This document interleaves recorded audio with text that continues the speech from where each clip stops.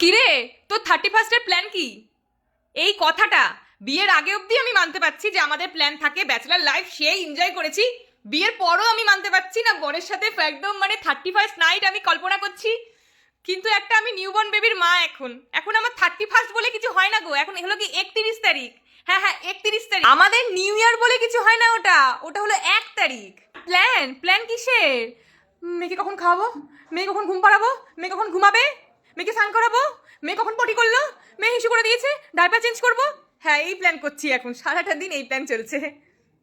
New year plan নেই, কোনো কোনো 31st নাইট বলে কিচ্ছু নেই আমাদের কাছে এখন।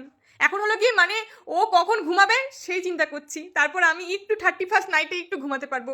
আগে ভাবতাম 31st নাইট পিকনিক করবো, পার্টি করবো, চলে যাবে। বাবারে বাবা, এখন হলো একটু ঘুমানোর জন্য খালি একটু চাইছি ভগবান যাতে একটু ঘুমিয়ে পড়ুক, আমরা একটু ঘুমোতে পারি। অ্যাটলিস্ট 2 ঘন্টা রাতে ঘুমোতে পারলে তো শান্তি হতো।